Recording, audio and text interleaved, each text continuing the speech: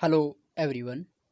Welcome to straight zero. Straight zero के इस video में हम देखेंगे ई वेस्ट के बारे में। जो इलेक्ट्रॉनिक वेस्ट है उसके बारे में हम डिस्कस करेंगे। इलेक्ट्रॉनिक वेस्ट से तात्पर्य होता है दुनिया भर में बढ़ रहे डिजिटलाइजेशन, बढ़ रहे इलेक्ट्रिफिकेशन और औद्योगिकरण के चलते जो वेस्ट मटेरियल फैक्ट्रियों से, बड़े बड़े उद्योगों से, कारखानों से निकल रहा है, वो हमारे वातावरण में, हमारे एनवायरनमेंट में उसका कितना बड़ा इम्पैक्ट है। क्योंकि अगर हम बात करें फॉर इलेक्ट्रिफिकेशन की, तो आईटी सेक्टर में नए नए तरीके के जो इलेक्ट्रॉनिक गैजेट यहाँ पे निकल के आ रहे हैं, उन गैजेटों के चलते जो वेस्ट उत्पन्न होता है, जो एक नेगेटिव इम्पैक्ट उत्पन्न होता है, वो कितना ज़्यादा भयावह है और कितना ज़्यादा हमारे एनवायरनमेंट के लिए, हमारे इस अर्थ और पृथ्वी के लिए बहुत ज़्यादा यहाँ पे खतरनाक साबित हो रहा है। और सबसे बड़ी चीज़ है कि इन इलेक्ट्रॉनिक गैजेट से जो निकलती हुई रेडिएशन होती हैं, वो मानव, ह्यूमन बींग्स और हमारी अर्थ के जो विभिन्न प्रकार के जीव जंतु हैं, एनिमल्स एंड प्लांट्स हैं, उनमें इसका कितना नेगेटिव इम्पैक्ट पड़ता है।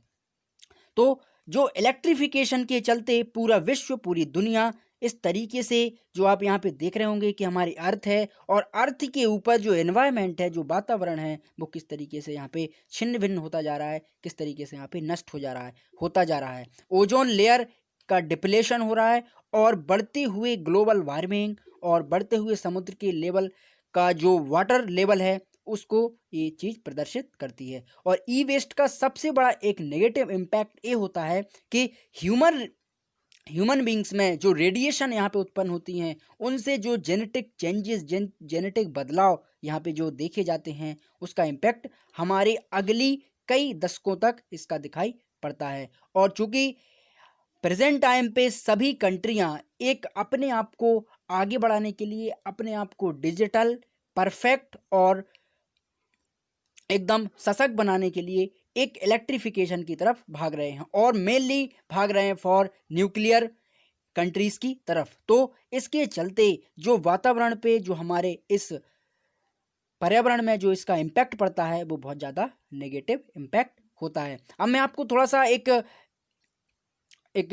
डाटा देता हूं कि ऑलमोस्ट जो जितनी टॉप कंट्रियां हैं, उन कंट्रियों में से भारत कौन से स्थान पर है ई वेस्ट उत्पन्न करने में। तो सबसे पहले है चाइना। तो चाइना को आप जानते ही होंगे कि मेड इन चाइना के चलते दुनिया भर में इलेक्ट्रिफिकेशन, दुनिया भर में यहाँ पे कई प्रकार के गैजेट्स ये तुरंत यहाँ पे मॉडिफाई करता है, तुरंत मैन्युफैक्चर करता है और पूरी दुनिया में डिस्ट्रीब्यूट कर देता है। तो उस डिस्ट्रीब्यूशन के चलते जो यहाँ पे वेस्टेज निकलता है, जो यहाँ पे अवशिष्ट पदार्थ निकलते हैं, वो बहुत ज़्यादा अधिक होते हैं। इसलिए चाइना में टोटल जो वेस्टेज निकलता है प्रति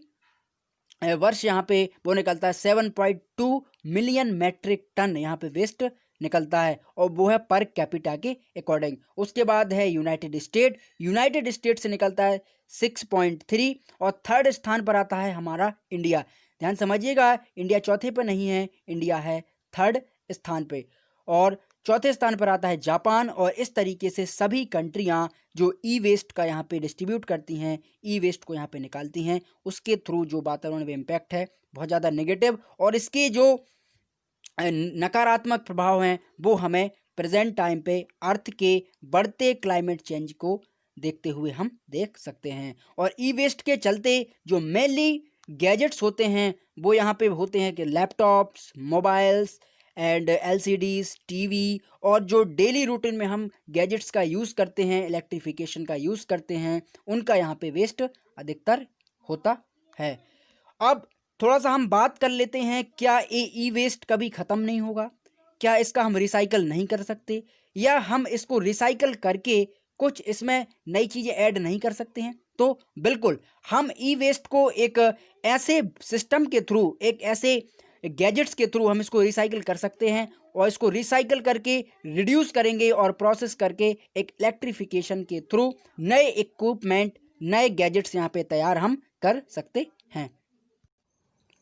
ई वेस्ट कचरे को यहाँ पे हम रिसाइकिल कर सकते हैं, यहाँ पे हम उसका पुनः यूज़ कर सकते हैं। उसके लिए एक प्रोसेस है जिसका नाम है लाइफ साइकिल ऑफ इलेक्ट्रॉनिक्स, यानी इलेक्ट्रॉनिक्स जो वेस्ट हो रहे हैं उनका हम दोबारा पे यहाँ पे रीयूज़ कर सकते हैं, दोबारा पे यहाँ पे उनका इस्तेमाल कर सकते हैं। आप यहाँ पे देख सकते हैं कि अगर कोई प्रोडक्ट आता है, जैसे मान के चलो कोई फ़ोन आता है, उस फ़ोन का मैन्युफैक्चर यहाँ पे होगा, मैन्युफैक्चर के बाद वो रिटेलर के पास जाएगा और रिटेलर से जाएगा कंज्यूमर या कस्टमर के पास, और कस्टमर उसका यूज़ करेंगे और यूज़ करके वो यहाँ पे स्टोरेज कर देंगे या फिर सेकेंडरी यूज़र उसका रख लेंगे, या फिर कुछ बेस्ट मटेरियल के रूप में उसको यहाँ पे फेंक देते हैं। लेकिन अगर उसी ई वेस्ट को अगर हम कलेक्ट करके उसको संग्रहित करके उसको कलेक्ट करें और रिसाइकलिंग के थ्रू हम उसको भेज करके यहाँ पे उसको रिसाइकिल कर सकते हैं। और रिसाइकिल करने के लिए हमें लैंडफिल होनी चाहिए, एक एक्सपोर्ट और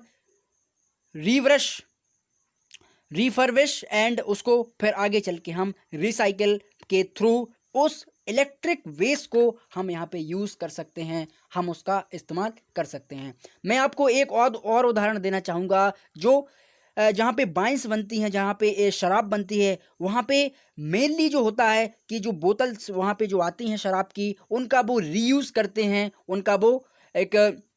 रिसाइकिल के थ्रू, प्यूरिफिकेशन के थ्रू वहाँ पे उनका रीयूज़ करके उसमें दोबारा से वाइन भर सकते हैं, जिसके थ्रू वहाँ पे वेस्टेज भी नहीं होता और उनका काफ़ी जो कॉस्ट है उसमें भी गिरावट आती है। आप यहाँ पे देख सकते हैं कि इलेक्ट्रिक अगर वेस्ट की हम बात करें तो for the linear and circular economy के थ्रू अगर देखें तो पहले माइनिंग,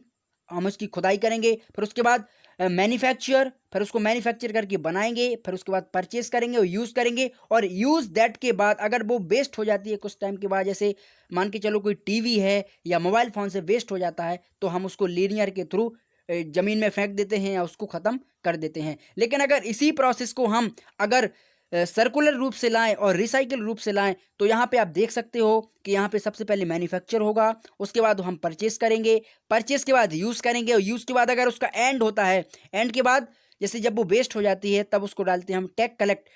कलेक्ट का अर्थ होता है कि कोई एक ऐसा इंस्टीट्यूशन या कोई ऐसी जगह है जहाँ पे उसका दोबारा से रिवैल्यूएट हो सके वो वस्तु, वो इलेक्ट्रिकल चीज़, और वो दोबारा से रीयूज़ में यहाँ पे आ सके, और रिसाइकल के बाद उस सब्सटेंस या उस इलेक्ट्रिक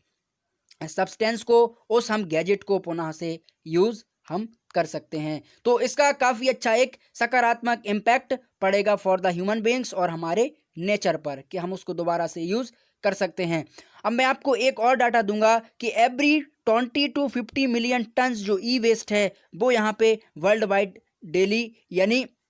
पूरे दुनिया से, पूरे विश्व से यहाँ पे निकलता है। और ये जो गैजेट्स हैं, जो हमारे इलेक्ट्रॉनिक्स गैजेट हैं, उनका यूज़ अधिकतर दुनिया की ऑलमोस्ट आबादी का फॉर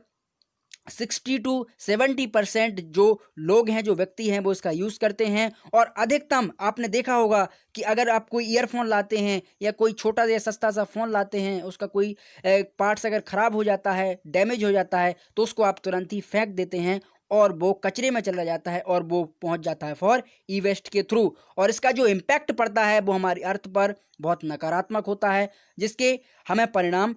देखने को मिलते हैं कि क्लाइमेट चेंजेस और ग्लोबल वार्मिंग जैसी जो घटनाएं हमारी अर्थ पर होती हैं। तो अगर इसका रीयूज़ और अगर उसका रिवैल्यूएशन हो जाए तो हमें काफ़ी हद तक यहाँ पे फ़ायदा मिल सकता है, काफ़ी हद तक हमें जो